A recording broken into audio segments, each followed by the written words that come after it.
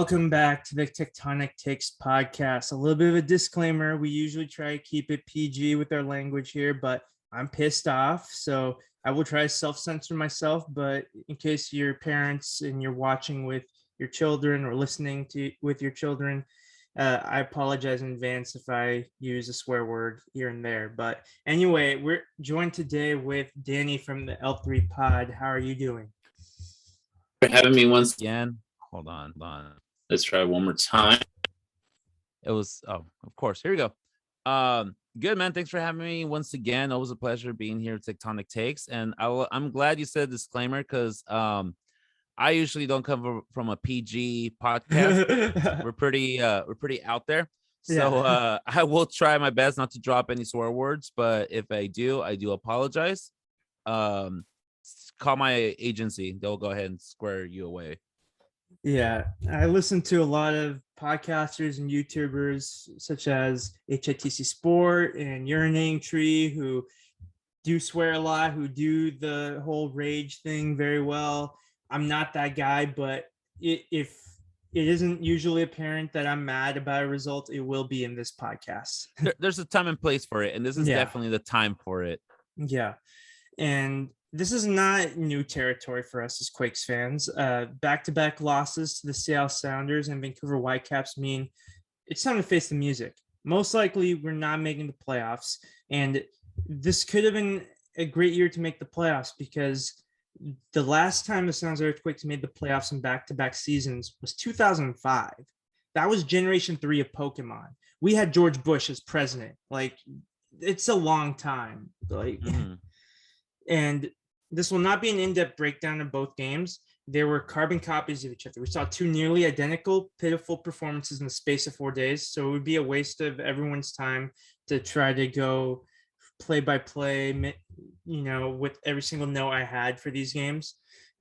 And it's all about bracing for another year of playoffs, watching as a neutral from the sidelines or rooting for whoever LA Galaxy play against, whatever may happen. They may not make it, but the vantage point will be more big picture. We're going to look at the remaining 6 games, think about what could be, sort of benchmarks and expectations we set for the players to close the season. And we'll close up the podcast with a bit of a checkpoint, so to say, we'll look at the squad and we'll think about what it might look like for 2022, who should go, who should stay, who has 6 games left to prove themselves, etc. Right. Any other opening thoughts, Danny? Yeah, man. I mean, same scenarios, Earthquakes fans, especially the new era. When I refer to new eras, when Quakes moved into a new stadium, currently now PayPal Park. But I feel like since they've moved, it's just been a very inconsistent Quakes that we've been seeing. They make a great run to great back-to-back performances, and then they kind of just defeated. And we can use excuses back and forth all we want. Like the thing I kept on telling myself this morning and yesterday I was seeing the Vancouver game was that this is the fourth game in 10 days. That's very demanding on the body. But at the same time, I'm thinking to myself, these are athletes. Like, you are paid to perform week after week, game after game. So you're in top shape. You're an athlete. There's really no excuses for you to play with no heart, with no wanting to produce anything. And unfortunately, this has been the case for the past, definitely the case for this last 2 games. But even you look back into it, the only reason we were kind of riding high is because Trophy Lopez scored several goals back to back, but we still lost versus. It's not sustainable. It's not sustainable. You have your best player of the week score 3 goals in one game, and you still lose it 4-3. That's an issue. That is a huge issue, and that's what's been going on with the Earthquakes, not just this past month, not just this season, but for the last decade. What's supposed to happen when you score a hat trick? Go ask the Vancouver Whitecaps, because that's what they did to us. And it wasn't just the hat trick. They kept a clean sheet too. We can't keep a clean sheet to save our damn lives. It's frustrating. And Ivan, it's harder to do it in real life than it is with FIFA. I get that, but still. Listen, I saw you on Wednesday. I saw you on Wednesday before the game versus Seattle. Yeah. And we're chit chatting, we're whatever, and then you ask me, what do you think is going to be the score for this game? And I'm like, dude, if we're lucky, we're going to get 2-2. Yeah. If Because we're lucky. it was a minimum 2 goals scored. Yeah, and this is the Quakes. They're going to get scored on. If we're lucky if we'll get 2-2. Of course, we're lucky if you're going to get 1 point. And I feel like that was for me anyways, that was the feeling like, no, Quakes, there's no way they're going to win this game. They just, because we know the Quakes, they win, they lose, win, lose. Great, amazing performance, and then horrible performance. And right now we're going through the horrible performance when the Quakes should really get their shit together already, especially towards the end of the season. And if you're really going to make that big, we'll get into it. But I'm like, dude, as a player, as an organization, if you want to prove to the world, to the soccer community, that your coach is doing the right decision by staying in San Jose, if you're trying to bring all these players into San Jose to prove that San Jose is a worthwhile project, you have to perform. There's only so much Matias can come out there every week and say, oh, I'm not going, no one has coming from Liga MX, no international team has called me, I'm gonna stay here, this is my project, blah blah blah. You need to perform like you want your coach to stay. And if that's not the case, if San Jose players are already done with Matias Almeida, maybe it's time for it to split, and it will suck because I don't see no team, I don't see no coach right now coming into San Jose and rebranding them. They have to, it needs to start from it needs to be a complete rehaul of players and everybody in the organization if Quakes want to like rebrand themselves and reestablish themselves as an actual competitive team in MLS. Yep, and this is the exact same conversation we've had several times throughout this podcast's short history. We're going to go into the lineups starting with the first game on Wednesday.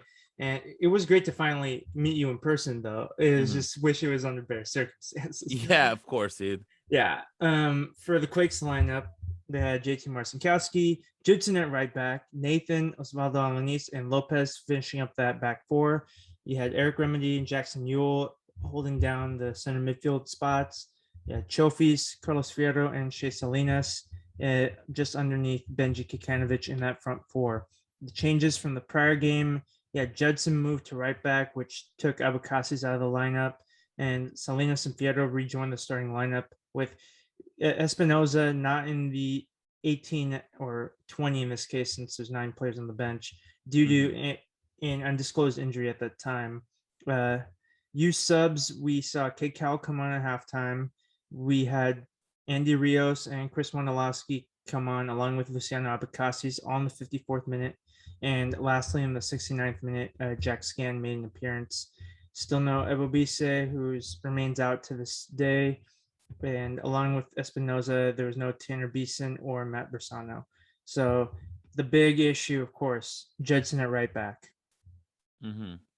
Why against the Sounders? I don't understand why that was a good decision. Like, take your chances with Abukasi's. You're essentially admitting at this point that he's been an unsuccessful transfer, Abukasi's. And as great as Judson is defensively, there's still limitations to what he can do simply due to his play style and his stature, and his abilities. Like, it might as well have been Tommy Thompson there, like defending against those wingers. Like, it's not, you're gonna get a similar result. The problem with I'm seeing here is that this case, it looks like the only explanation I have is Matias has no idea what combination, what to throw out there anymore, and that's the only explanation I can obviously see on this. Is I think he was trying to savage something, especially on that game on Wednesday, making this, but it's never a good chance. There's never a good sign when Chris Wondolowski is coming in, at the beginning of the second half. Yeah. Like, that's not Wando. We need to, as Earthquakes fans, we need to take a step back. Wando's not the player who he was 10 years ago. He's in the retirement, he's exiting, he's towards the end. Yes, he's a great 15-minute player towards the end, but even on the team versus Sounders, he missed like 2 or 3 headers, missed the target, or in the headers that he did do, there was just weak straight to the goalkeeping. Yeah, he was hitting the target, but they weren't challenging the Sounders that much. So I think Wando's time is up, unfortunately. Yeah, Of course, unfortunately. he's always gonna be a part of the Earthquakes. We're always gonna love him. I can definitely see him coming in, with the B squad during practices and stuff like that. He will be an excellent coach someday. But I think it's his time, and same thing with Shea Salinas. I think their time as Earthquakes and as professional players, I think is about done. Yep. And while we look toward the end of an era for some of our San Jose Earthquakes greats, the Sounders, there seems to be no one in sight. Yes, they came up short last year, losing to the Columbus Crew in the MLS Cup final, but they look to be aiming for another MLS Cup this season, and this is a squad that's going to help them do it potentially. Stephen Fry in goal, Yamar Gomez Andrade, Javier Arriaga, and Shane O'Neill in their back three. They had Kellen Rowe and Jimmy Medranda as their wingbacks, Danny Leyva and Joshua Atencio in their midfield, with a front three of Christian Roldan, Raul Ruiz, and Freddie Montero. And they used a couple subs at halftime. Nuhu Tolo came on for Arriaga. Leo Chu came on for Rui Diaz for an injury-related substitution. Joao Paulo as well came on in halftime for Atencio. And then later in the game, we saw Abdoulaye Sissoko and Alex Roldan come in just to clean up at that point. Notable absences, of course, still no Jordan Morris because of his ACL injury. Jordy Bellum as well had an ACL tear. Nicolas Ladera recovering from right knee surgery, and Nicola Benezet and Brad Smith as well. So both the Sounders and the Whitecaps, they're missing some key players, but this is the depth that I wish we could somehow have with the San Jose Earthquakes, but it just hasn't happened in my time supporting the San Jose Earthquakes. Like, this is a well-constructed squad. Say what you want about MLS's salary cap and the designated players and all that, but Sounders look like they could have 3, 4, maybe 5 designated players, as well as several other solid players on their team. No, absolutely. And I think that's always been, I think you just hit the nail on the head with that one, is that Quakes doesn't have that in depth. We might have a somewhat competitive Starting starting 11. squad. Yeah. Mm-hmm. But once it comes doing substitutions and stuff, they're not there. And unfortunately, like with Kate Cowell, we all saw the potential there last year. Mm-hmm. Great story, great story for him. 16, 17-year-old kid from the area, playing, Mm-hmm. playing, making the all-stars, whatever, but he's not there. He's not there. You can tell that he's not ready to be in the number one squad. Maybe he does have to go back to the academies and to the reserves, because you can tell that the skill is there, the talent is there, but he doesn't know how to own it yet. The over-reliance on the young Cade Cowell, who is Mhm. still in his teens, Benji Kakanovich, a first-year player out of college, Yeah. and Chofis, a first-year player in MLS. When you have several players in the squad with MLS experience and Mhm. with other experience to show for, and they're not getting the job done. And Nathan as well, he's in a bad run of form too. I Yeah. think whatever magic that he brought that gave the Quakes some sort of second win in the middle of the season, that win has evaporated. Yeah. And Sounders technically won 4-0 because we'll go through the goals. Rui Diaz in the 25th minute. Rui Diaz from the penalty spot in the 41st minute, earned by Roldan. Christian Roldan scored for himself in the 51st minute. No, in the 49th minute. In the 51st minute, we score, but not really, because it's a Shane O'Neill own goal. So that's what I mean by the Sounders, won 4-0, because they gave us one there. Yeah. Technically, it was one of those own goals. I don't think O'Neill could have done too much about it. It was probably going to be going in anyway. Yeah. Just wrong place, wrong result. Yeah. And for the stats, both sides had 9 shots. Sounders outshot the Quakes 5-3 on target.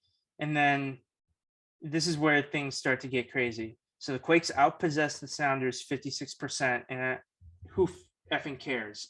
It clearly, possession means nothing with the Quakes, the way they've been playing. Passing accuracy, 82% Quakes, 78% Sounders. Sounders created a chance. Quakes didn't. And here's another crazy one. Quakes had 10 corners. Sounders had 2.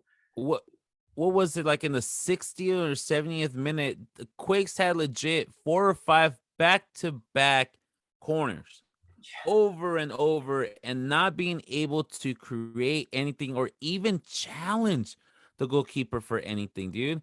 And I hate this. It looks like the Quakes went back to the short pass corners. I hate that technique with the short pass. It doesn't really do anything. The thing is, the Quakes, everybody knows how to play the Quakes with the man-to-man marking. They know what play. Quakes are constantly doing this over and over. As they can attack you from the middle, and then what they do, they're gonna pass to somebody on the wing to try and center it rather than taking that shot over and over. As a player, as any professional team, you're gonna look at the tapes, you're gonna look at what they're doing, you're gonna see what they're creating, and you're gonna shut it down.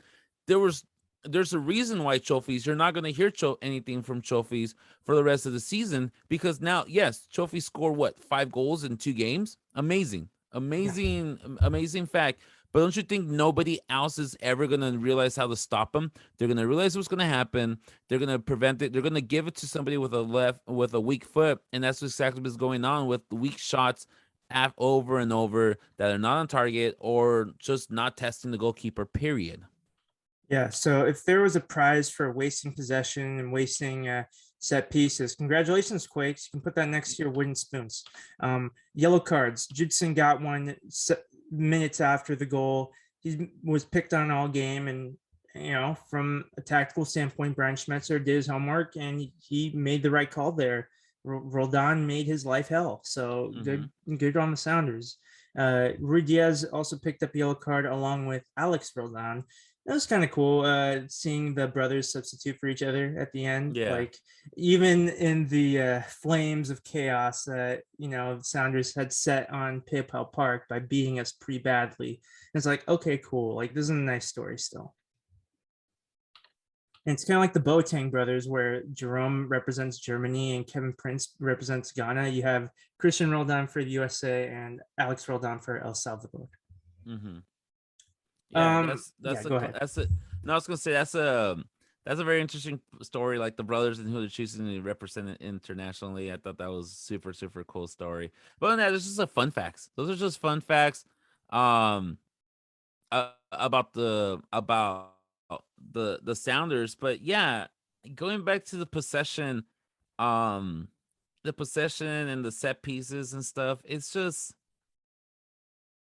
young midfield. What I mean, with possession, what are we gonna do, man? With the passing accuracy, it's been the thing that we've been talking about since, like, I don't know, April maybe, because I think I had this conversation with somebody, and I know Carlos has come in. Also, our friend Carlos Justice has come in to Tectonic Takes and said, again, another story of Quakes creating opportunities, but not having that finisher, not having that kill instinct with nobody. And that's when every time I see this type of stats of like possession, header, all this stuff, it's just, yeah, we can create plays, but we don't have that person. Someone in that team doesn't have that confidence.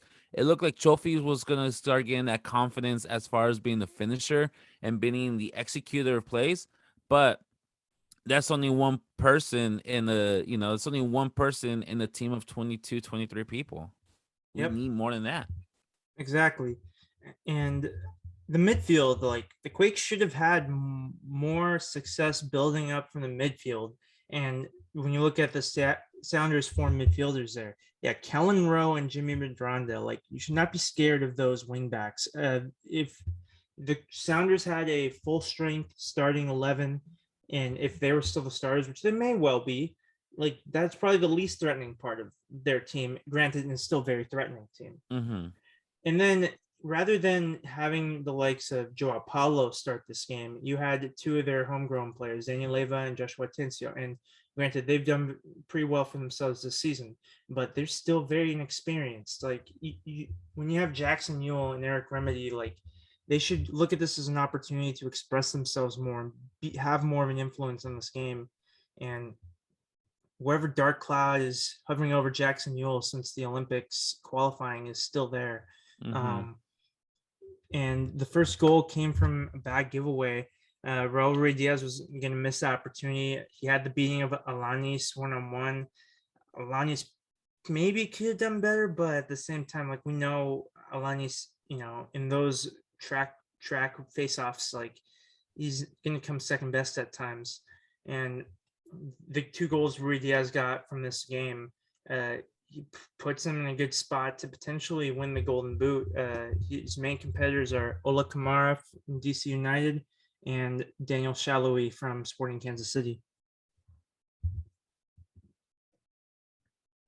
Next up on this game, I noted that halftime, we saw K-Cal come in and Ruiz Diaz had to come off.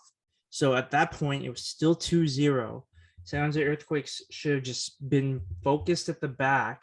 And once you deal with the balls that Sounders would send your way, build up your attacks more effectively so that K-Cal can use his fresh legs while they're still fresh in that first 10-15 minutes to maybe make it 2-1. But instead, Christian Roldan, who has been paying the ass for the Quakes defense the whole game, he finally got on the score sheet himself, and it made it 3-0. At that point, it was game over.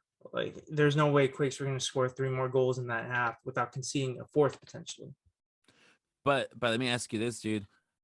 Do you see Quakes is not a defensive team though? Like for them to do a counter attack like that defense has been horrible. Mm-hmm. So ideally with K-Cal's speed, body, whatever, because the kid is fast. That could have easily been great opportunities for counter attacks. Because Quakes were able to do to steal balls away from and stop chances for the Sounders on that game. But it's just utilizing, or maybe K-Cal not having that again, not having that experience, not having that discipline, not having that I don't know, not having the experience. I think is the best way of how to utilize his skills. Because they should have just dropped back and play the counter, at least to score one, and then split the score in half, and at least salvage 1 point or something. But unfortunately, we didn't see the first goal from the Quakes until it was 3-0, and by that time, I mean, I had friends in the stadium. I had people from like other podcasts who just they left in the 60th minute. They left the stadium because by that time, before even the third goal came in, within the first 5 minutes of the second half, you saw Quakes playing with no heart, no reason, no sense of urgency, no confidence. They were already defeated. They were ready not to call it a day halftime. So they're ready to throw in the towel. So like it sucks as a fan. You're there, you're watching, you're cheering, you're waiting for magic.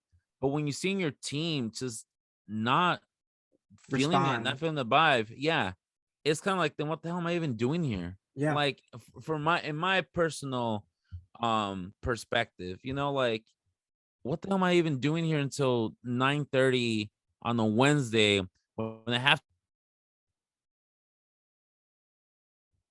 for nothing? Like I have nothing to show for why I even celebrate the night before. So it sucks, man. It sucks. Of course, we want to think of the best intents for this team, but at the same time, it's like, what am I even doing here? Why should we? If you guys don't care in the field, why should we care?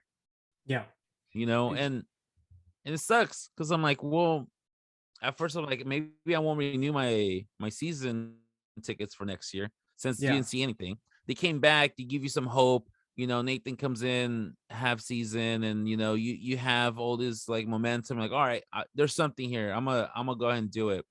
And now I'm like, well, shoot, I wish I was just cancel them because there's no heart. And I feel like there's gonna be major changes, and we'll get to this in a bit. I feel like there's gonna be major changes, in the off season, and I feel like Quakes are gonna. And this is just a cop off. But I feel like Quakes are going to be using the next season or two as a rebuild. Yeah, and that's just the cycle it goes. If this current core isn't getting the job done, and it sucks being a fan of a team that feels like they go through rebuild every 3 or 4 seasons, but what else can you do?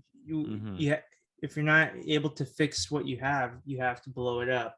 We'll see how it goes.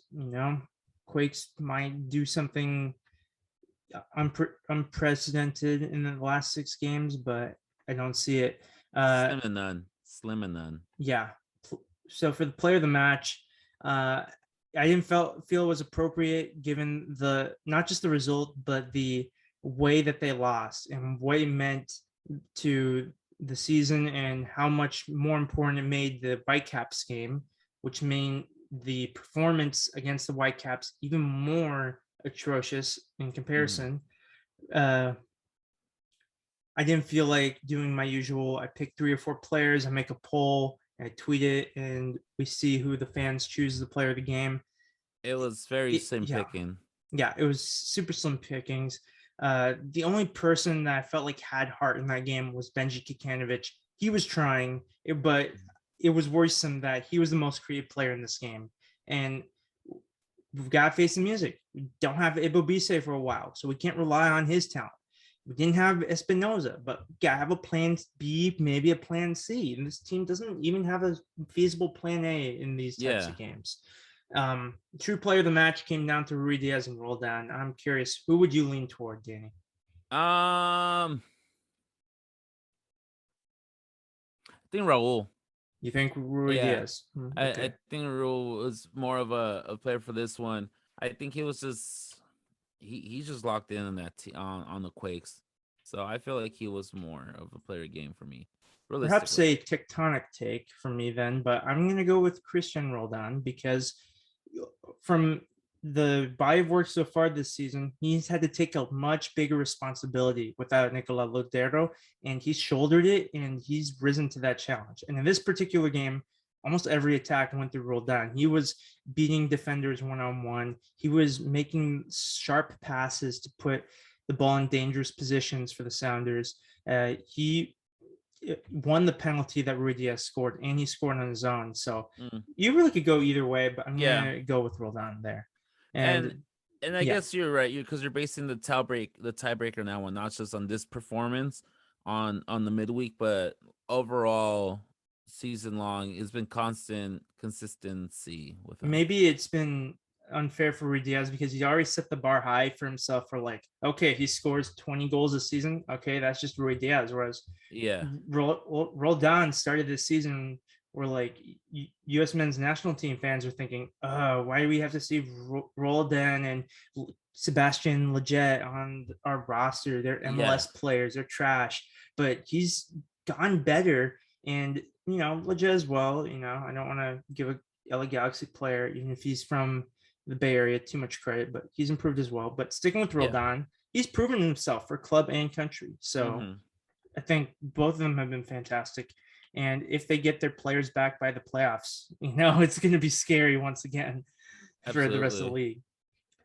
So any final thoughts on the Sounders, or we can move on to the Whitecaps? I think we can move on, but I think, like you said earlier, it's just I think last cup left a bad taste in their mouth, especially versus the Crew. So I think they're just making a run, showing that it's not a fluke. And you know what?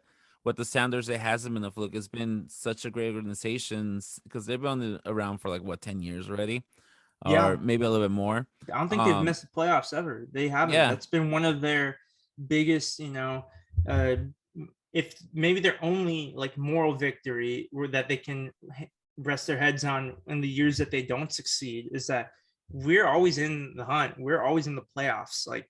Can your team say that? Nope. And granted, they do have that benefit of, there's been a dozen or so teams at least that have been around longer than you Sounders, but still. No, and they're one of those teams, there are very few teams from MLS that have international respect. Oh, yeah. So, I know Liga MX teams, they hear Sounders and they're like, okay, we need to step it up. Same thing when they hear LAFC, LA Galaxy, Atlanta, even though they've been kind of Atlanta prior to the last season and a half. But they've been, both those teams in the Pacific Northwest have been respectable outside MLS also, and they always been a threat with any MLS team Are here. you So, referring to Sounders and Timbers or Sounders and yeah, Whitecaps? no, Timbers. Yeah, Whitecaps are kind of joining the party, but Timbers and Sounders have been They've been constant with forces. it. Yeah. Yeah. Oh, God. Thank goodness we didn't play the Timbers this week. They would have scored a minimum of 4 goals. It would have been one of those 7-0 defeats again, which would have been just a perfect way to end the season. Yeah, I'm looking at the schedule. Thank goodness we don't play the Timbers again. Thank goodness we don't play Kansas City or Rapids again. Thank goodness we didn't play the Revolution this year. Like, yeah, we dodged some bullets. Absolutely. Now let's take a look at the lineup for this game. So I'm not going to read the whole lineup for this game. I'll just say that Abakasi's rejoined the starting 11, thankfully moving Jitson back to his natural position. Ewell went back to Cam. Christian Espinoza was back in the starting 11, so Fierro and Salinas back to the bench. Based on how badly things went for the Sounders, looking at this lineup, I think fans were thinking, well, if we're going to get the crucial 3 points that we need to keep our season alive, this is probably the group to do it, given who's available. Yeah, but unfortunately, that's not how it went. But continue. No, I was going to say, no, absolutely. I think we definitely, like Carlos Fierro wasn't doing much on a midweek team. No surprise he came off at halftime. So, we saw the adjustments. Yes, to give Quakes some credit, there was a span on the midweek game of about 10 minutes on the second half where they looked a little more challenging. They looked like the Quakes that we usually see, being more dominant, a little bit more aggressive, but still not finishing anything. So it seemed like a more promising starting 11, but still, it obviously wasn't enough. Yeah, we saw Shea Salinas come on at halftime for Jitson. Probably you had a similar reaction as you did when Wondolowski came on pretty early in the second half. Like, why, bro? Why?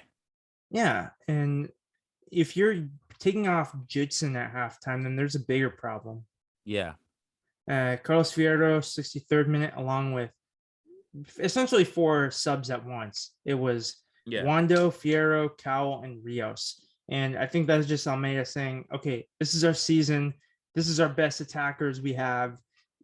Gotta get it done. And yeah, looking at the bench, I mean, Tommy Thompson, he has played center attacking midfielder earlier in his career, and Jack Scan potentially, but that's it. Like, there's nothing else Almeida could have done from a substitution standpoint. And Vancouver Whitecaps, they're currently coached by Vanni Sartini, who's an interim coach. Their lineup consists of Maxime Crepeau, currently the number 2 goalkeeper for the Canada national team, and our old friend Flo Youngworth in a back 3 along with Andy Rose and Jake Nerwinski. They have wingbacks of Christian Dahome and Bruno Gaspar, and their midfield consists of Russell Tybert and Leonard Owusu. Their center attacking midfielder was their new acquisition, Ryan Gold, the Scottish midfield maestro. And up top, you had Brian White and David Saicedo. So prior to this game, did you have an opinion on Brian White? I really didn't. It wasn't like it's not like I go out and on my way to watch like Vancouver teams or anything like that. Or Red Bulls, his former team. I really don't go out of my way to like, oh, I'm gonna go check out how this team is doing or what's up. I mean, of course, the name that stood out was our good friend Flo, making that switch mid-August maybe, so about a month and a half ago when he made that switch to Vancouver. And I think this was the first time he was playing first against the Earthquakes, because I know when he changed in August, I know Vancouver was playing San Jose, but I think he wasn't yet on the roster, or he wasn't still like suiting up or in the bench with them yet. So I think that was like the biggest thing I was like most interested, like see how he was going to react. But I mean, they're professionals. The game's the game. Outside the game, they can be best of friends, but inside the game in those 90 minutes, you have a job to do. Yeah, you have a job to do. And I'm not going to lie, I think it was like When was there like a little pushing? There's a little pushing with the goalkeeper. Yeah, Who was it? Jutson who did it, or I don't know. I forget who it was. there was a bit of a scrap. Yeah, and you see Flo in there, and he pushes, and then he started to be the peacekeeper, and I'm like, you kind of get hurt, like, oh, come on, dude. But at the same time, he was just trying to be like the peacekeeper. And I read I think it was either on Instagram or on Twitter where he said like, yeah, I love Earthquakes, great dudes. San Jose will always be a part of my heart, but in the field, you In got the heat of the dog duty. moment, you just gotta do. It's like anyone who's listening to the podcast, if you played a sport in high school or college, or Mm-hmm. if you played something competitively, you understand. Like, you may be friends afterwards, but like, if you really want to win, like, those tensions can boil.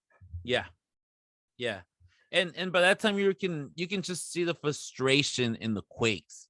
You can just see the frustration in them. Absolutely. And this is where those type of things do happen.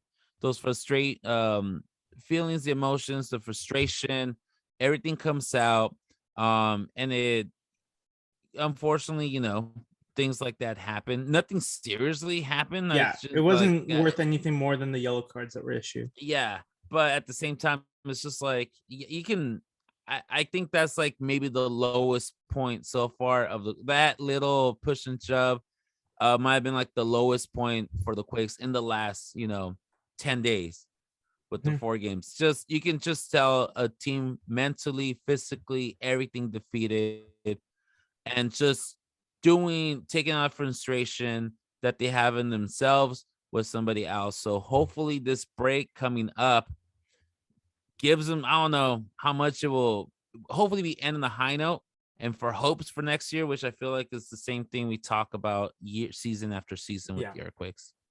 Yeah, and that's just what happened there. Thankfully, it didn't escalate, and it's part of the game. Now we move on to some of their subs real quick. They subbed in Javane Brown, Toussaint Ricketts, Ryan Raposo, Johnny Bikel, and Cameron Habibula. And the big story for Whitecaps is 6 of their 9 bench players. They're Canadian, and I wanted to dig into this a little bit. So we know FC Dallas, and to a lesser extent teams like Philadelphia Union and New York Red Bulls, they're known for producing talent that they either go on to play for the U.S. men's national team, or they go on abroad, or something of that sort. Mm-hmm. And I was thinking, wow, the Whitecaps, they've had 10 current players in their roster that have been called up by the Canada national team within the last year. And it's a very close race compared to 8 current Montreal players and 9 current Toronto players.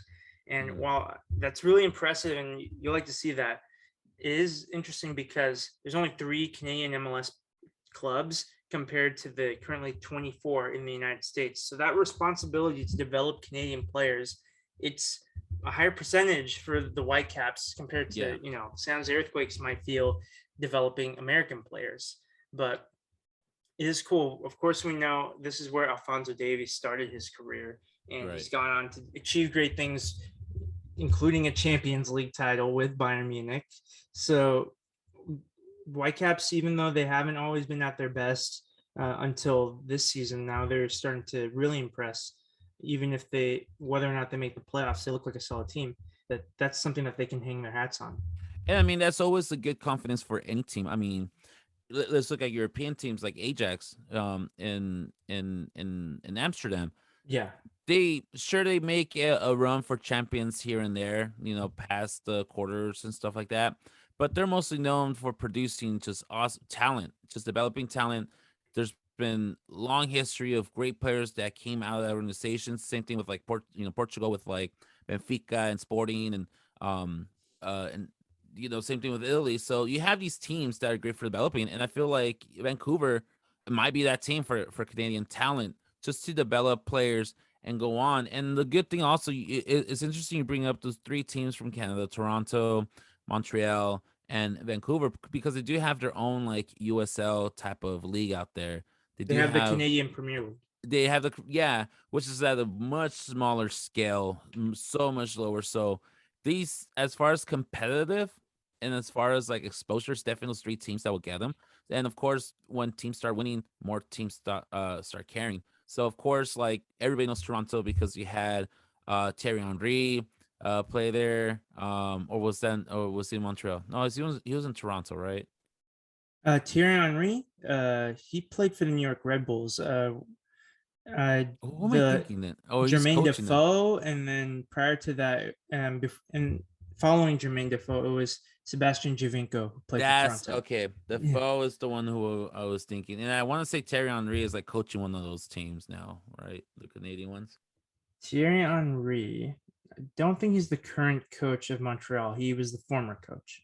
Okay, see, Yeah. it again outside San Jose. I really don't pay too much close attention to the other ones. I do hear like a name. I do like a players do pick up here and there. Come to Tectonic Takes, listen to our podcast for San Jose Earthquakes and MLS education.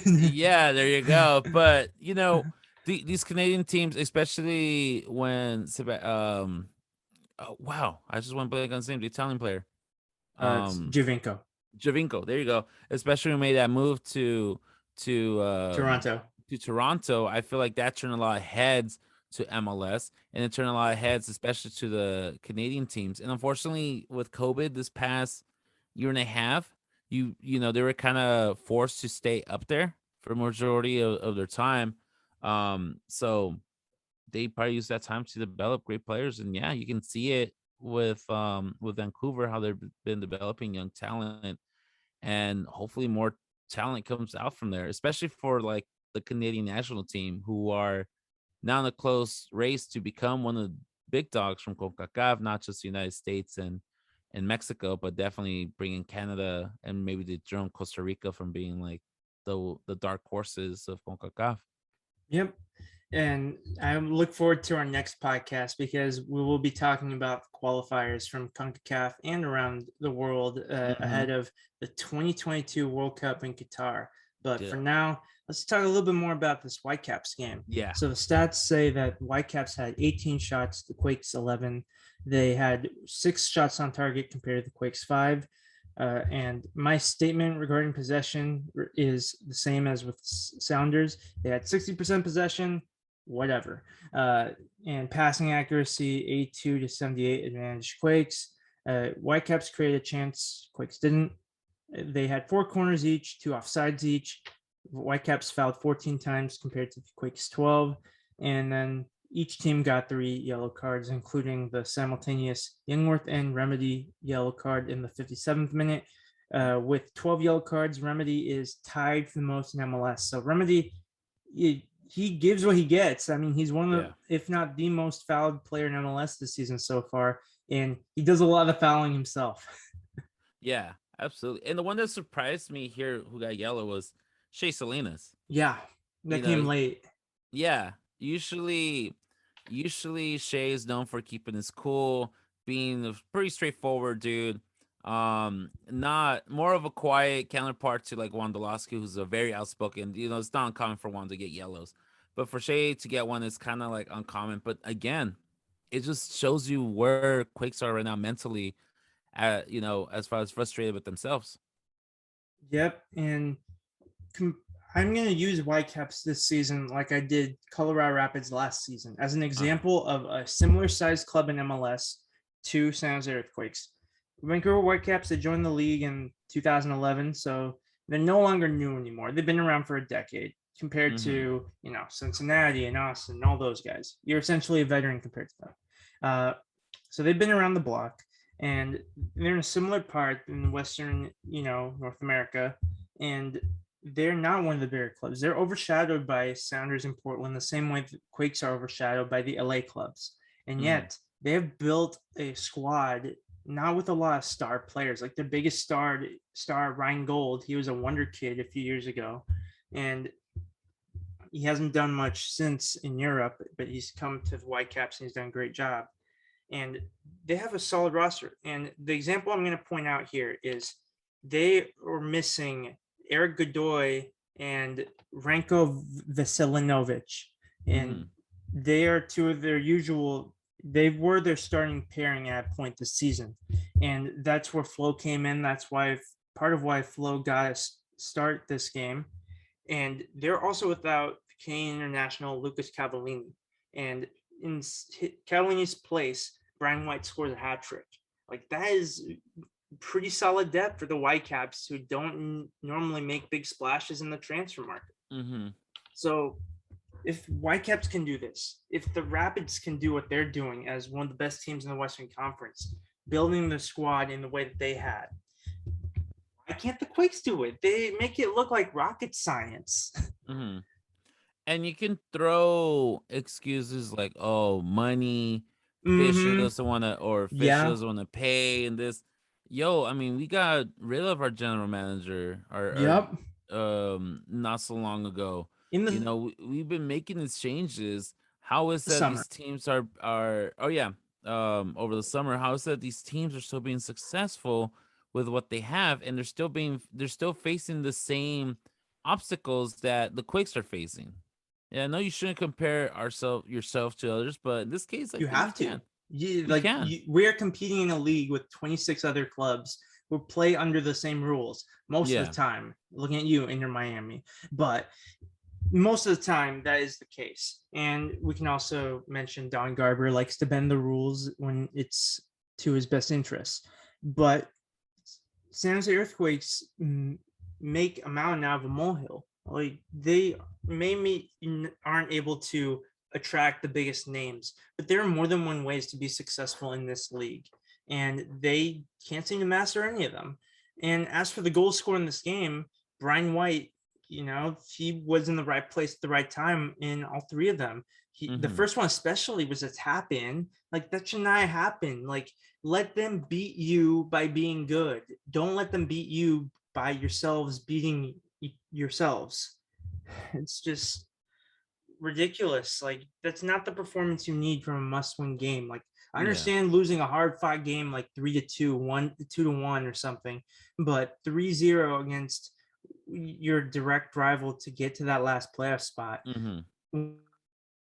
When the third was scored, I was just thinking of that meme where the guy goes throwing the goddamn towel. Like, it was just pathetic. It was just, again, just a very defeated Quakes. You can blame it on the schedule. You can blame it on traveling and whatever. But I mean, at the end of the day, like I was just saying earlier, like, they're professionals, man. They have to be able to compete. As an athlete, you train for this. Day after day to compete 30 minutes. Yes. Signed a contract. Yeah. It sucks, playing a game on Wednesday and the next you know it, play another one 2 days or 3 days later. But I mean, if kids in high school can do it, if kids in and if you have those little like weekend tournaments where kids or people are playing like 3 or 4 games a day, granted they're not 90 minutes, but they might be the equivalents of 90 minutes after that. Like, why can't a professional do this also? Like, every week for my brother Eric's team at San Francisco State University is a double game week, essentially. And thankfully what they do is they put the home games in the same weeks and the road games in the others, so that they try to combine the travel so it's not too much. But still, it's what they're doing at college. Like, you can handle it in MLS. And the last thought in this game, Brian White, obviously, man match, hat trick, might as well. Nothing else to say there. Fantasy League update. At the time of recording, I'm beating Quakes FC by about 20 points. I slipped a little bit, but I'm still tied for fourth in the league, 19 wins, 4 losses with Isla Nublar Raptors, and I'm behind a 3-way tie in first place between the Soccer Gods, St. Wando, and El Sobrante FC, all with 20 wins and 3 losses. And also, I want to give a shout out to Terry and Dave. Dave being Fault Line Drum Guy on in our fantasy league, and Terry being the Soccer Gods, for producing some funny banter on Twitter about Terry using Rui Diaz while he was about to play against the Quakes. At this point, hey, if you want to boost up your fantasy score, that might not be the worst idea. Might as well. Yeah, I mean, fantasy, you gotta be cold-hearted. A few other things I want to point out. Matias Almeida, he looked like Barack Obama did near the second presidential term as that was coming to an end. Like, he's just tired, dude. Yeah. No, I definitely can't blame him. just tired, just stressed, just like same thing, like wondering like what else can I do to motivate these players, or what can I do? He already talked about the importance of building, family and playing together and having trust and all this stuff. But I mean, he just looked defeated. Definitely the purple sweater isn't working no more. Yeah. That magic that seems kind of faded also. So he does seem It defeated, turned and into a cloak of invisibility for our defense. yeah, it really did. It really did, dude. So now I feel like, and with Almeida's contract ending in a couple of weeks, Rumors will maybe. swirl. Yeah, and you know what? To be honest, I wouldn't be surprised if he does take Yeah. a season off or a couple months off and then tries a new project somewhere else. I wouldn't be surprised. Unfortunately, it will suck here for San Jose for what they're doing, making the team or building a fan base based on the San Jose culture and building on that Latinx community here in Oh yeah. in the Bay Area. It will defeat that. But I mean, Matias, he has a reputation also to keep as a coach. So Right. He has he said, ambitions. yeah, he says he loves it here. I read the interviews. He says he loves San Jose. He loves the culture here. He loves how soccer, and he's not very pressured. Like, he can go to the same grocery store over and over. Yeah. No one really bats an eye. If somebody does recognizes him, it's just like a quick, "Oh, hey, what's up, Almeida?" Whatever. But Yeah. it's not like he constantly has to fear the paparazzi. He doesn't have to like cover his children or have his children exposed to that. So he seems more relief in that sense. But if the team is not producing, what's the point? Yeah. And if Almeida does leave, and having had the opportunity to ask him some press conference questions, both in English and Spanish, like, he is trying and he does his best, and he has a respect for the media. And as a person, there's nothing to hate about Almeida. He's a brilliant person and he deserves the best. And I wish him the best. And Yeah. I'll be very happy if he can stay for 2022, because it's not on him. Like, maybe he might be a part of the rebuild, maybe not. We'll see. For recent results, we'll start with Sunday, September 26th. I won't go through all of these, just some notable results. Sounders beat Sporting Kansas City 2-1. So they went into our game against them with some momentum. Thank you, Austin. I know we have some friends from the Austin fan and podcast community who listen or at least interact with us on Twitter. You beat LA Galaxy 2-0. Thank you. It's not going to help us most likely, but still, I am all for beating Galaxy whenever you get the chance. So good for that. And on Wednesday, September 29th, that was the same day as the Quakes played Sounders. New England Revolution, they are going to win the Supporters Shield by a landslide. They beat Montreal 4-1. And the scary part about that game is their top striker, Gustavo Bo, he was in a slump prior to that game. He got on the score sheet. So Revolution are going to be full steam ahead going into this postseason. Chicago had an upset 2-0 over New York City. Sporting Kansas City beat Dallas 3-1 with Ricardo Pepi getting on the score sheet for Dallas, but Sporting Kansas City still did enough to get the win. Rapids beat Austin 3-0. Dynamo and Whitecaps were held to 0-0 draw. Houston Dynamo kept a clean sheet against this Whitecaps team, and they scored 3 against us. Like, seriously? Yeah. Yeah. And Dynamo, like, we'll see them when we go through the standings. They're lower than us, so Yeah. there's no excuse. Real Salt Lake also beat Galaxy 2-1. So there you go, Real Salt Lake. Even though you beat us, like, all is forgiven. Timbers beat LAFC 2-1. So on that night, all 3 California teams lost. Well, you look at that. Yeah. And a big one that I'm sure you probably kept an eye on as you were at the game. Columbus Crew beat Cruz Azul 2-0. So the memes continue for Cruz Azul. Yeah. They're still having that the championship like hangover. All in, it's just not with this international competitions, but also with Liga MX. And it's just kind of, as as a person who follows Liga MX and that's like their main focus, you have a little sense of pride with Liga MX, regardless of what team it is. Anytime they play any international cup, I'm always rooting for Liga MX to an extent. Excluding like rivals, of course. Yeah, exactly, to an extent. I will But- never root for America to win CONCACAF Champions League, nor will I root for LA Galaxy. I draw the lines there. That's what it is. But like, I got a lot of friends who are Cruz Yeah. Azul fanatics, so I'll back him up. But yeah, again, this shows what MLS has to offer as far as like, as far as competition wise and closing the gap between the two leagues.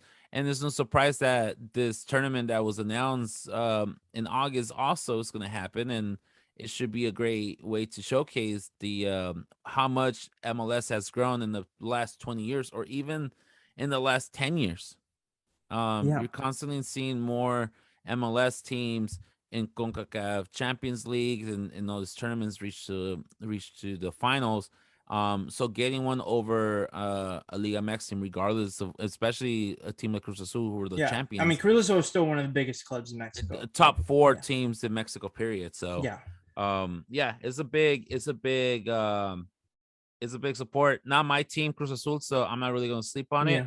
I'm still gonna be able to sleep. Yeah, I got bigger problems with Chivas. yeah, that's my bigger problem right there. But sucks for my Cruz Azul fans and friends out there. And way to go, Columbus Crew. Whatever. And I don't think Liga MX fans will lose too much sleep on this in general, because their teams are still winning the CONCACAF Champions League on a regular basis. So MLS, that's still your challenge. Like, you're winning some battles, but Liga MX are still the top league in North America until you win that top competition.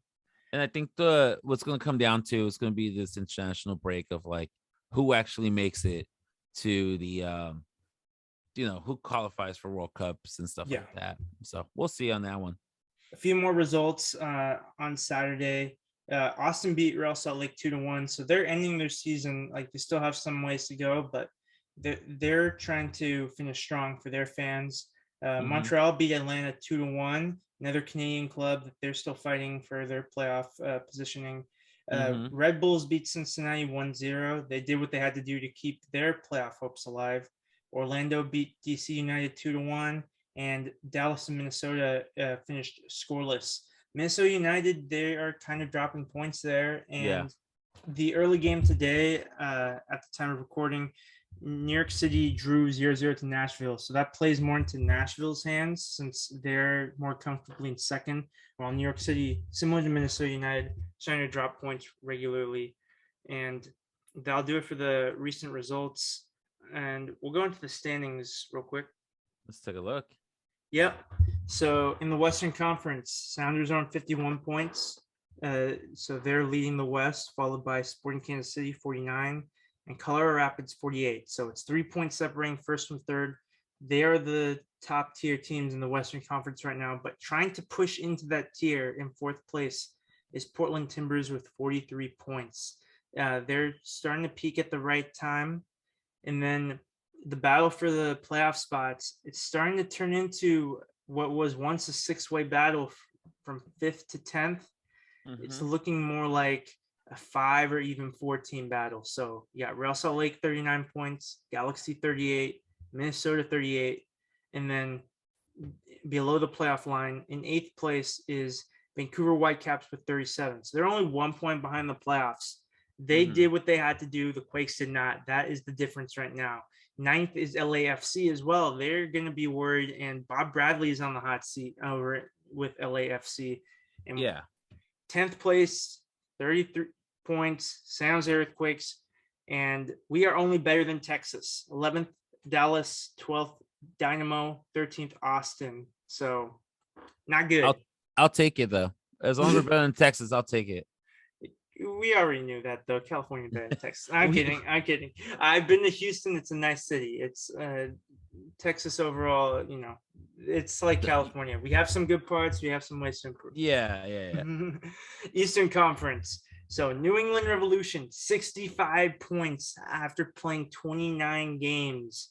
So that is wild. They are 18 points ahead of Nashville. So Nashville played one fewer game. So essentially, once Nashville drops points again, or Revolution pick up one more point, like the Sports Shield is already, or the Eastern Conference is already wrapped up. It might take another game or two since the Sounders are 14 points behind them, but essentially it's only a matter of time. Congratulations on most likely winning the Supporters Shield, but that's just a consolation prize compared to the MLS Cup, which they've been chasing since 1996, and they haven't been able to get one yet. Next up, and I'm just doing some quick math. They are, wait, I did the calculation wrong. 65 divided by 29. So they're averaging 2.24 points per game, Danny. Yeah, so it doesn't matter what league you play, like you're winning something with that kind of absolutely rate. And then in second place, Nashville's kind of on an island with 47 points. Obviously not catching New England, but they have a bit of a buffer ahead of the chaos that's following them. So from third to, let's say, eighth for now.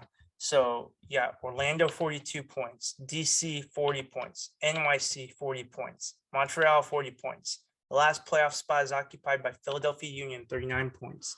And then just below the playoff line, Atlanta United 39 points, with New York Red Bulls and Columbus Crew, the next challengers, 34 points. So Eastern Conference is so tight. They're tighter than the West this year, I think. Oh yeah, absolutely. I mean, Quakes in this position, they would have been run out 10th place. Maybe they would be 11th. They would be 11th. Between Columbus Crew and Inter Miami. Yeah, and then with those teams stuck between third and 7th. Yeah, I mean, there's only a 2 or 3 point difference between them, so no way. And these teams are actually performing. Yeah, they're actually performing. They're actually giving the results, unlike the Quakes. So I feel like Quakes will not. The season will be over. You might. I mean, I guess it's the stupid Quake fan in me that still believe that there is some sort of hope. There is something that might be that might happen, but I mean, I don't think Quakes are gonna go playoffs this year. Period. Unfortunately. And for the upcoming relevant games, we have the international break, which means the CONCACAF octagonal. USA, Jamaica, Mexico, Canada, Panama, Honduras, El Salvador, and Costa Rica. They will be playing 3 more games each. For the USA, they have Jamaica at home, Panama away, and Costa Rica at home. Mexico have Canada at home, Honduras at home, and El Salvador away. So these are big games coming up. And you could probably briefly preview Mexico a bit more, and I'll tackle USA. Yeah. Mexico right now, obviously they have something to prove, especially as far as the senior team, quote unquote senior team, not really coming with any goal over the summer with like the Gold Club and the leagues. Oh, was the league one? The other one was CONCACAF Nations League. Yeah, Nation Leagues. There you go. Obviously we do have some highlights. You have Raul Jimenez playing and scoring with Wolverhampton again. He's coming back. You have Chucky Lozano also performing. Same thing with Edson Alvarez also performing in their teams in Europe. And we cannot dismiss, yes, gold was the objective, and even though the men's soccer team did not create gold in Japan, they did come back with a bronze medal, which is still very, very nice. That's super impressive. Yeah, they lost to Brazil. Like, and you had Fernando Fiore in your show before, and last time I talked to Fernando, we said this, that the thing is, you're always gonna have your favorites, which are always the top ones. It's always Argentina, it's always Brazil, it's always like Germany, it's always Italy, France. You have all these Spain. You have like very high, like you're always your favorites, your sure bets, if you will. And I mean, for your under 23, for the most part, team to to lose versus teams that you probably going to be facing in the World Cup, it's not a bad thing. You still were able to defeat Japan, who was doing amazing stuff out there. Yeah.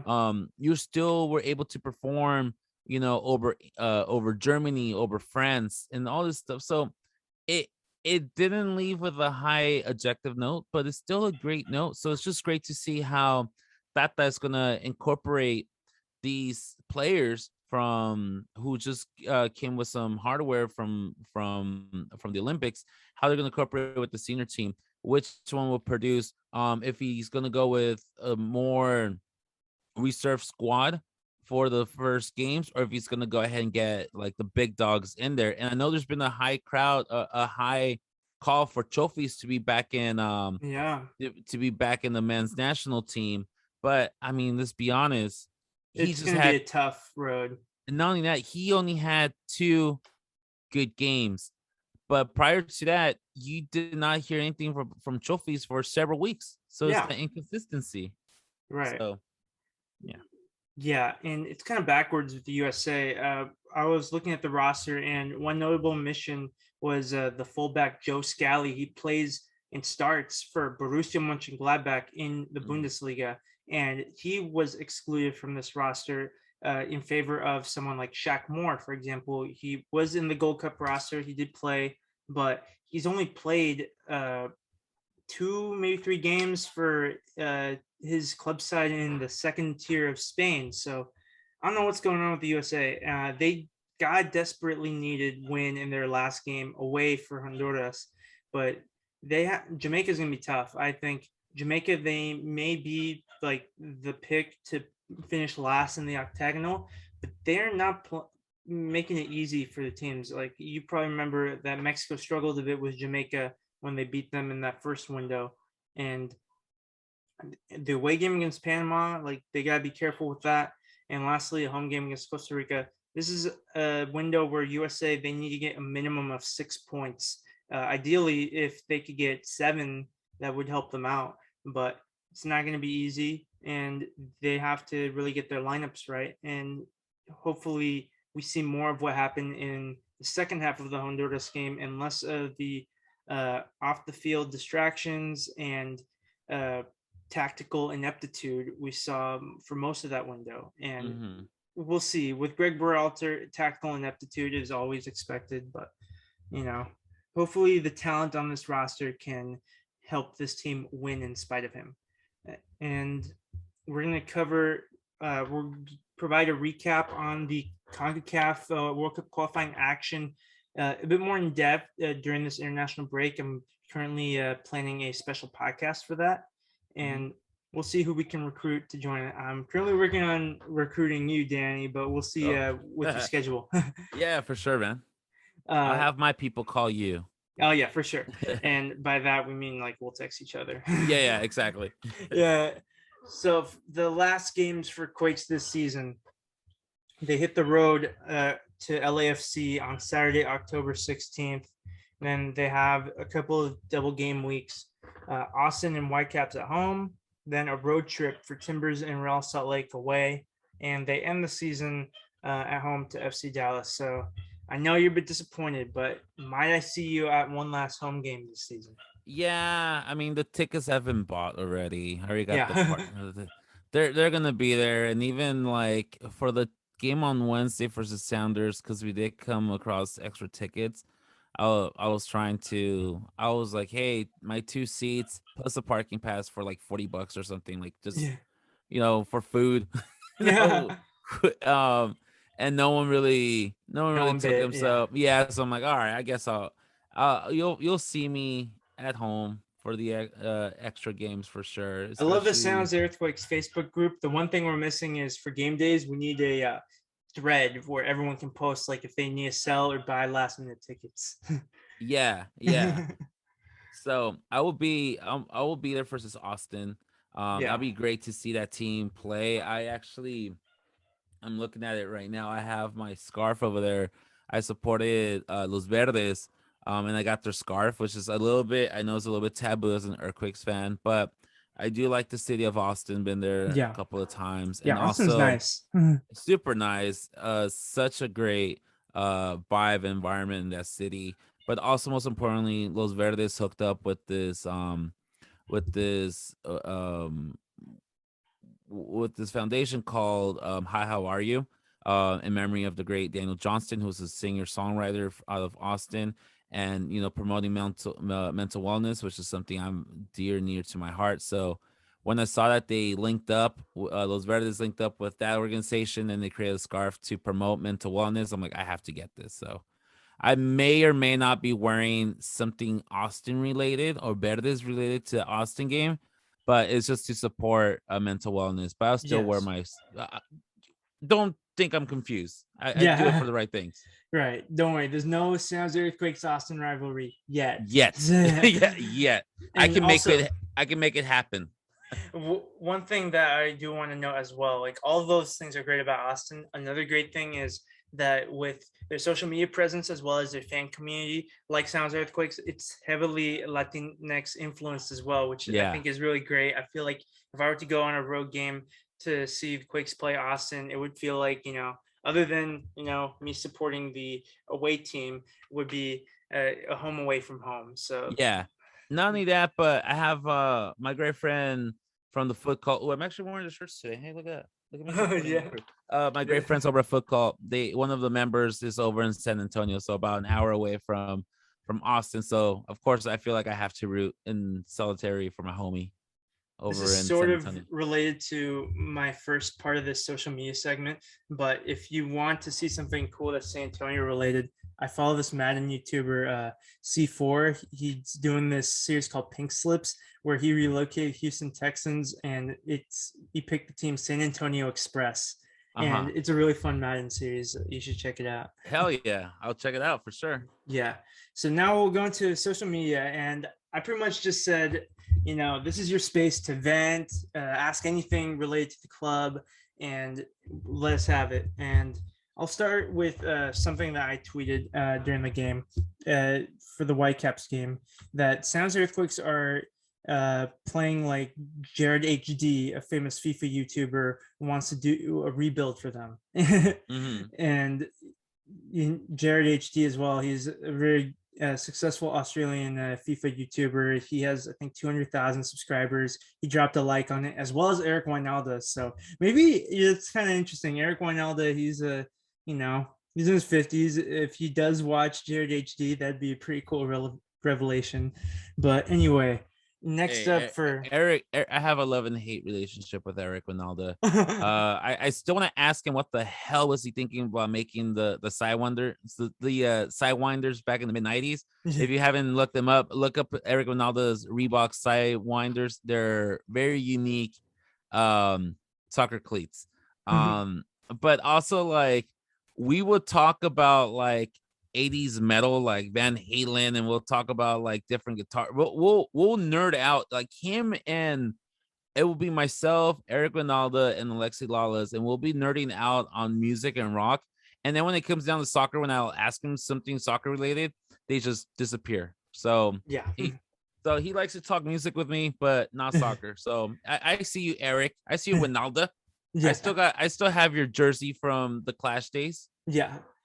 All right. So from Todd Inouye on Facebook, happy for Flo, bum for us. Short and sweet. Same, Todd. Yep. So a Reddit user, he asked that I didn't mention his Reddit username, but I had to mention this, and hopefully he does listen. Fisher's cheap and overpays for the wrong players. This is the result we get. And we talked about this, like, this is an organizational issue as well as a team issue. So we got to figure something out. Absolutely, man. Gilberto from Discord. This weekend was a crash back to reality. They punched above their own weight at times, but they aren't built to content with playoff teams consistently yet. And that's exactly what it is. San Jose Earthquakes, they cannot afford to miss their opportunities, both in terms of taking chances as well as dropping points, which they did with all those draws. So that's what happens. Good teams find a way to win. Next up, Trophies with Cheese, aka Nico, asked, yeah, it's a great name. Quakes Epicenter talked about whether or not Jackson Newell has regressed or if he's a victim of a broken midfield. Jackson Newell is the Charlie Brown of this team. He tries his best, but every time there's a Lucy on the field taking the football away from him. So I don't know what it is. I still think he's talented, and maybe we're getting to that point where Newell is getting starts and getting game time because the player that we think he can be. But if he is proving to be a liability, like that's something that has to be considered as well. But at this point of the season, I don't think there's another player on this roster unless you want to trust Tommy Thompson that can play that role in him. And Tommy Thompson has mostly played more deeper in midfield and as a right back. So that might be asking a little bit much from him. Next up for Saz, how much of the late August, early September schedule have to do with the last two games? Schedule injuries and long run of ties. We already talked about this. And to reiterate your point, Danny, everyone deals with this. They're athletes. Like, what else can we say at that point? Like, we don't feel any more sympathy. Yeah, exactly. Moth on Discord. Nice to see that fire from Flo after their keeper got taken out, though. Yeah. At least we can find some humor in the situation. Yeah. For sure. And I mean, he left in the field. Yeah. And as a professional, everybody knows it's just it's been left in the field. Yeah. Golden Marcus on Twitter wonders what Matias is going to choose after this season. And I feel like he has his pick of the bunch. It could be another Mexican club. It could be another Argentine club or another club in South America competing in either the Copa Sudamericana, which is the Europa League, or maybe even Copa Libertadores. Yeah. So we'll see. She's definitely getting some phone calls, I'm sure.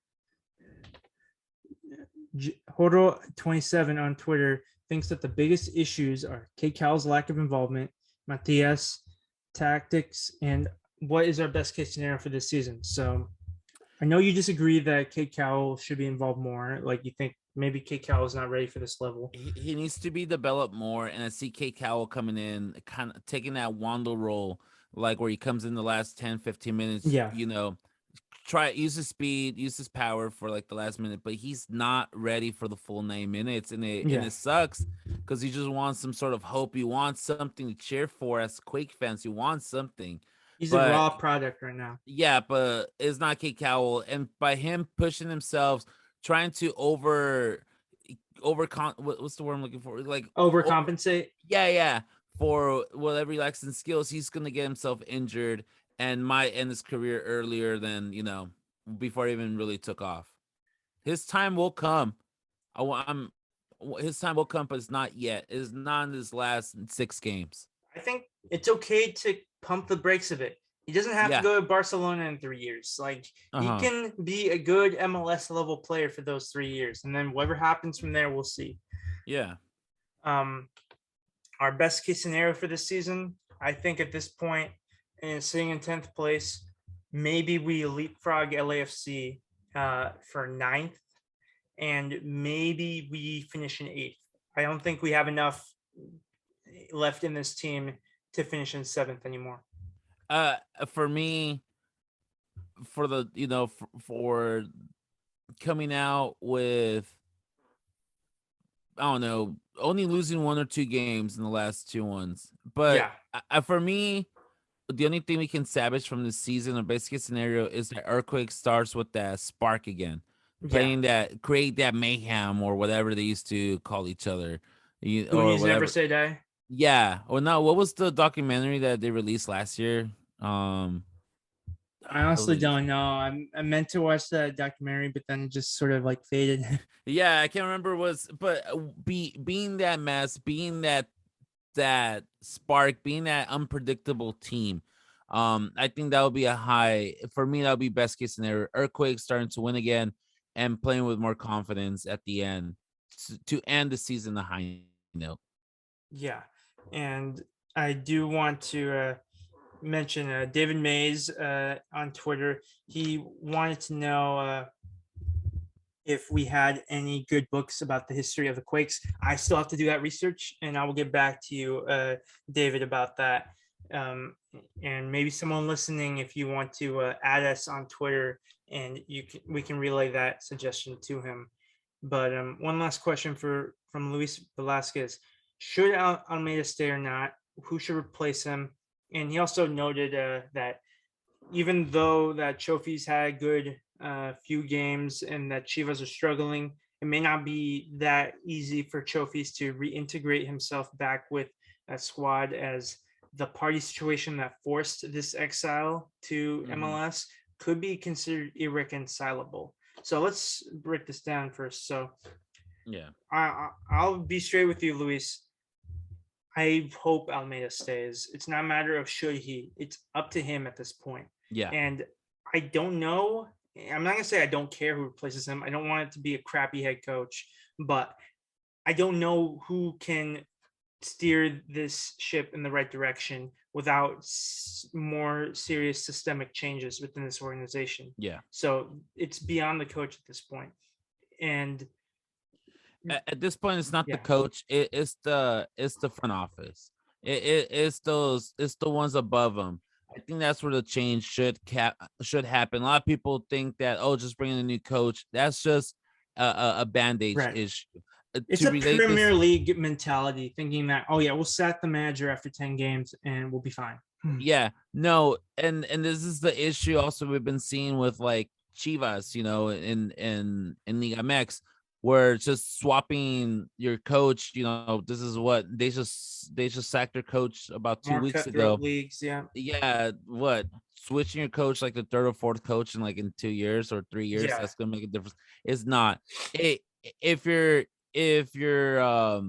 turning around with coaches that are that frequently, you have to look higher. You have to look higher because the decisions are being made higher up there. This is the ones that are affecting you down below into the quality of team that you're performing. So I think for Quakes, yes, I would love for Almeida to stay for another season, or even more here in MLS.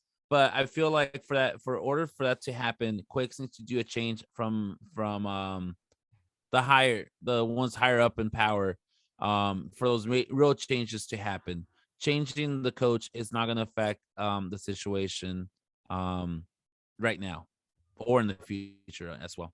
All right. And do you agree that even if Chivas don't renew their loan or allow him to leave on a permanent basis with San Jose, that Trophies would have a place in the squad, or would it just be like, okay, welcome back, but we're going to sell you to whoever pays us the most for you? I feel like Trophies would have, again, it all depends. It all depends if Almeida stays. If Almeida stays, then I feel like Trophies does have a place for the squad. It's no surprise that Trophies played at his best when Almeida was with Chivas several years back.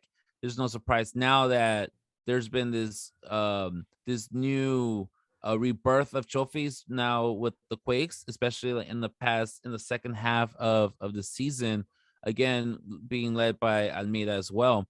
But he's not going to go back to Chivas. Chivas put it a long time ago. They X'd him out and said, we don't want this guy, period. Somebody come and take him.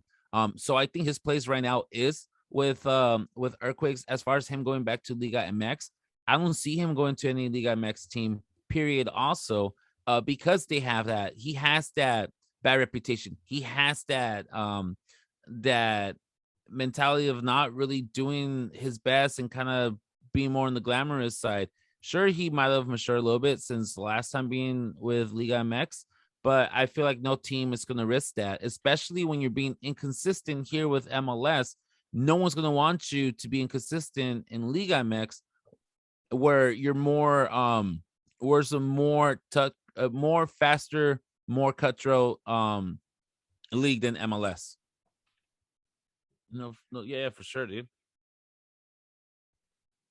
All right. So, being a Chivas and San Jose Earthquakes fan, it is an interesting position to be in right now because of all these links between the clubs.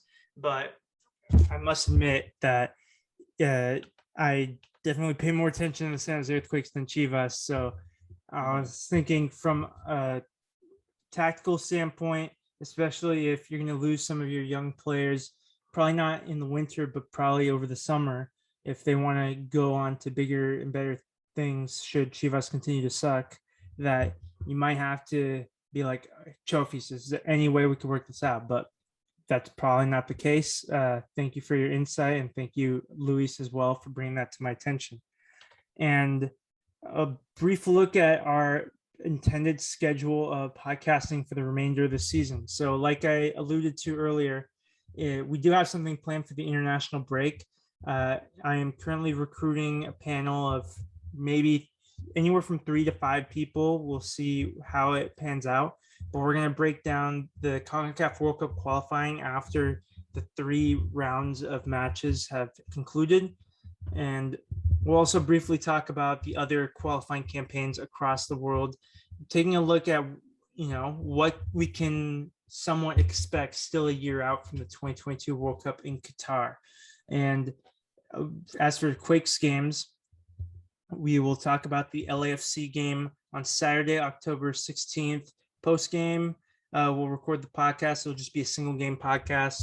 We'll double up on the Austin and Vancouver games. Then we'll double up on the Portland and Real Salt Lake games. Hopefully, we'll have that recorded before Halloween, or at least early Halloween. And then lastly, we'll have a regular season finale podcast, and I'll probably delete the words regular season as full-on season finale, FC Dallas. And we'll try to get as many of the Tectonic Takes crew as possible to get that, just sort of, recap the season, think about what went right, what went wrong, including me saying what went wrong. And from there, we'll be essentially in our off season, most likely, barring a miracle. We'll probably do some regular podcasts recapping the playoff games and how that goes. And from there, we'll figure it out in the coming months. Right. We have one more quick activity we're going to do, because I know we're running a bit long, Danny. Mm-hmm. So I have the roster list in front of me. So I'm going to say their name, and I want you to say stay, go, or prove it. So stay means they should be in our roster in 2022 if we want to be as competitive as possible. Go means either due to, getting up there in age, due to their performances this season, or some other irreconcilable situation that it's better off that they go on to somewhere else. And prove it means the jury's still out. We need to see a bit more from them these last 6 games to see if we can still put them in their plans. Okay? For sure. Sounds good. Let's do it. Yeah, and I'll also provide my answers as well. So we'll start with an easy one. JT Marcinkowski, stay. Oh, maybe not an easy one. Okay, you had to think about between stay and prove it.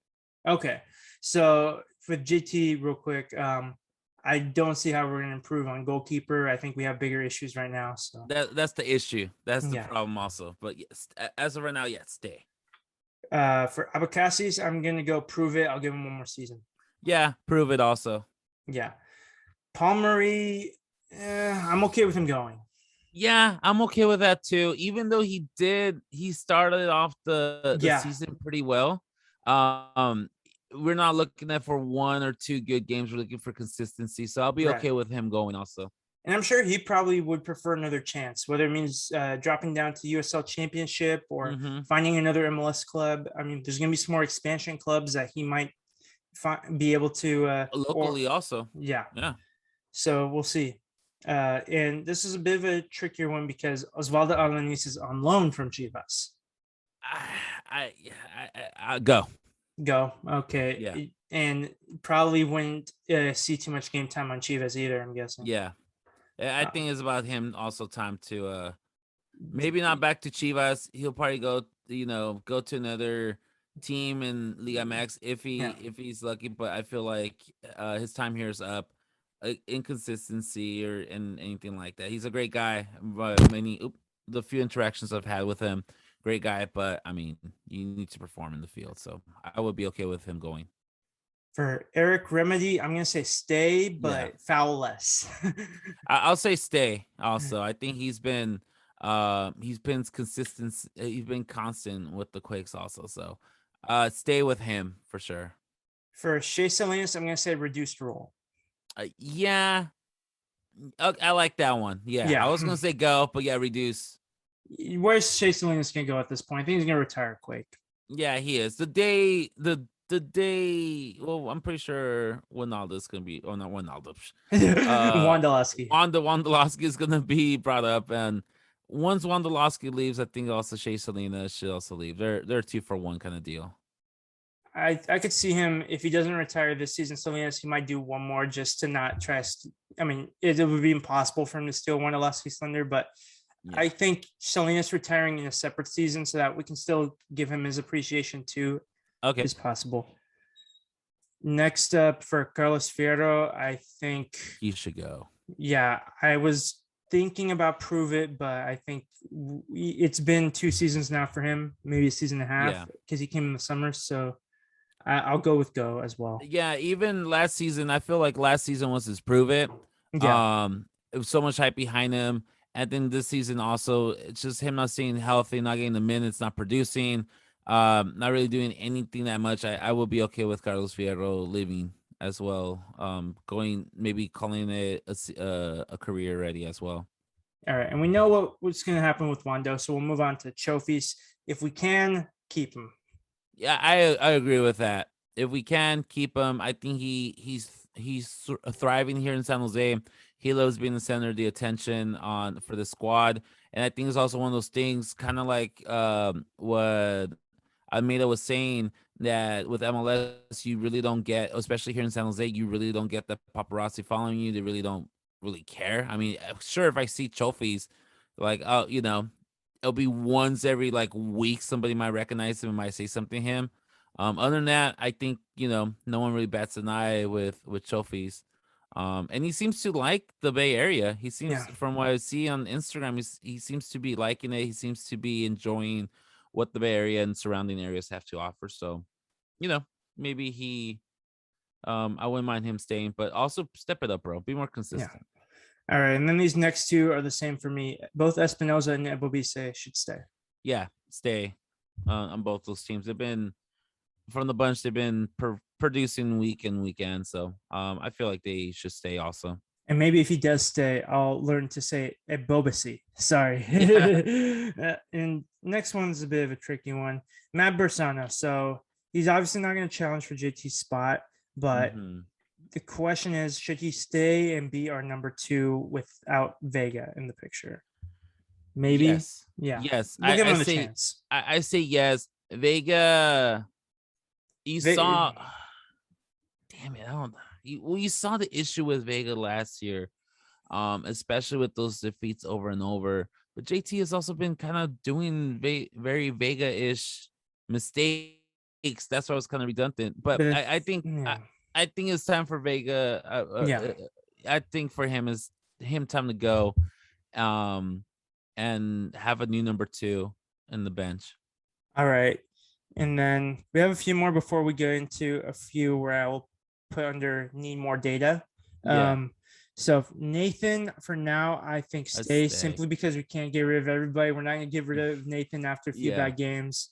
He's still probably definitely our best center back, probably our best defender even.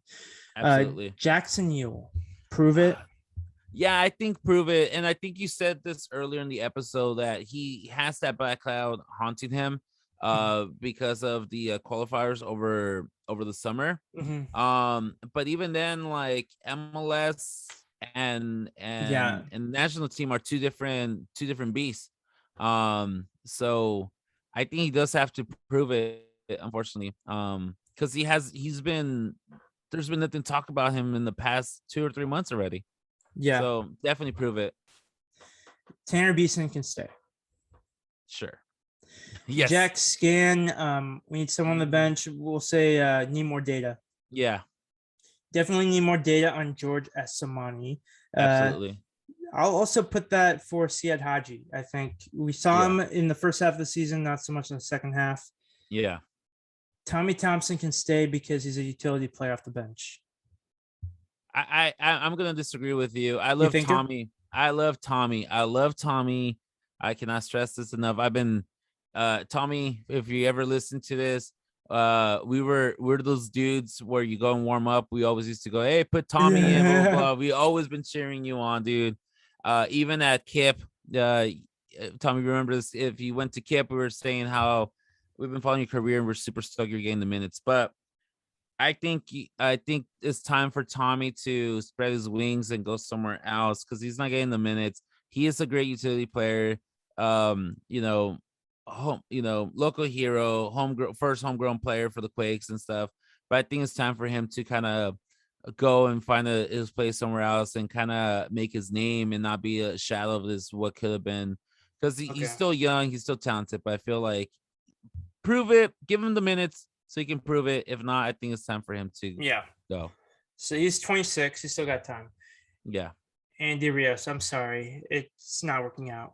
Andy Rio, yeah, I can agree with that. It's time for him to go. Yeah. Marcos Lopez, absolutely stay. Yeah. Yep. Benji, absolutely stay. Stays. Yep. Jacob, stay healthy, and we need to see more data. Yeah.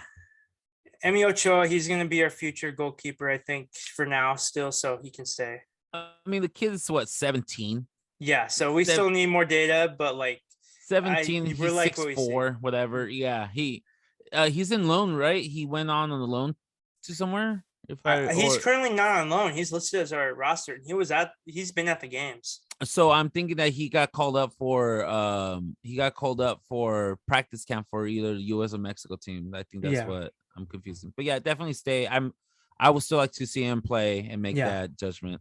I think we have a friendly. We didn't even mention this in this podcast, but there's a friendly coming up against Cruz Azul. I want to see Emi Ochoa. I want to see Jacob. I want to see all these guys that barely played, if possible. Yeah. And lastly, I think these two can still say, even though you have some mixed feelings, Kate Cowell and Jitson. Kate Cowell, something to prove. With Jitson, he can stay. Jitson can stay. Yes. But Kate Cowell, I feel like he definitely has. I haven't seen proof. I think he needs to prove that he can be more disciplined. Yeah, and that he can be coachable. And I feel like with that, kind of like Chase Salinas, stay but kind of reduce the role. Put him in the last 10. Put him in the last couple of minutes. Have him retune his skills. Don't push. He's gonna be great. He's gonna go on and be a very great player. But don't push it just yet. Don't be like another Freddie Adu, where the next Pele and the next big thing from the United States, and nothing happens. So let him stay. And you know what, Quakes? If a great team, obviously not Barcelona, Real's gonna call for him, but if Benfica calls asking for him, or Ajax calls, or Newcastle or something calls, send him. Southampton, send him over. I think that'll be a great way to have him develop, because there is skill there. There's the speed, there's the power, there's the physique, but it needs to be coached still, and it needs to be defined. You can see what the mistakes that he's doing and how he's out of place and kind of ball watching sometimes when he's out there in the pitch. And I'll put our loan players all on need more data, and I'll admit, I haven't done as good of a job following these guys in USL. So Gilbert Fuentes is at Austin Bold. Eric Calvillo is at Orange County. Casey Walls is at Austin Bold. And Thomas Williamson is at Pittsburgh Riverhounds. For the remainder of the USL Championship, I got to make sure I keep an eye on those lineups, see how involved they are. And then I'll be able to make a better assessment as to what we can expect from them as Quakes players potentially in 2022. Yeah. All right. So that's all I have for today. So I think we had a few tectonic takes with that last segment. Thank you all for listening or watching, whether you're listening on your podcast platform or on YouTube. Danny, where can we find you? You can find me on Twitter, please. I'm constantly on Twitter, talking smack, having a good time. All fun, but you can find me on Twitter at DannyE3P. You can also find me on Instagram at dannybshank. I'll invite you all to follow my podcast, the L3 Pod, on Twitter. We're still active on there. You can also find past episodes of the L3 Pod on Spotify. We still have him there. We're a little bit of a hiatus right now with the L3 pod, but we're still constant on it. But I do also invite the listeners over here to listen to my other podcast called Tales from the Head. It's our mental wellness podcast. Me and my buddy Ryan Cooper, we went through it like the majority of us go through it every year. We went through it together in 2019, and we kind of didn't really talk about our mental issues and our depression and all that stuff. And we would start off jokingly as a joke. We kind of like, oh shit, no, we were both going through it, and we both went through some issues. And so I invite you to listen to that podcast. It's called Tales from the Head Pod. You can find us on Instagram at Tales from the Head, and you can also find us on Twitter at TFTH Pod, and follow our new our new podcast distributor called Dead Air Digital, which is something that myself and Mr. Ryan Cooper from Tales from the Head just put together. It's a brand new network for podcasts. So I invite you to follow us on Instagram. That is Dead Air Digital. All right. And thank you to our sponsors, Roughneck Scarves, official scarf supplier to MLS, USL, and US Soccer. Get custom scarves for your group or team at roughneckscarves.com. And I know we've said this several times, but during the off season, maybe we'll figure out what kind of scarf we can make, or even our own unique uniform, because it's not a cookie cutter template from Nike and Adidas. If you're looking for a unique, completely custom kit, Icarus FC can help you create the kit of your dreams at an affordable price. Let them help you design your new custom kit today at icarusfc.com. Thank you, as our MLS season is winding down, as Quakes fans, to the Beautiful Game Network for providing us this platform to continue to talk about Quakes soccer, as well as MLS soccer and other soccer topics. That'll be it from Danny and I today. I look forward to the next podcast. It'll be nice to have a break from this team. I'm never going to break up with the San Jose Earthquakes, but we need some time apart. We'll talk about some international soccer next time you hear from me. Have a great day. Later, and as always, go Quakes, kind of. Go Quakes. Yeah, go Quakes, dude. Still go Quakes. Yeah.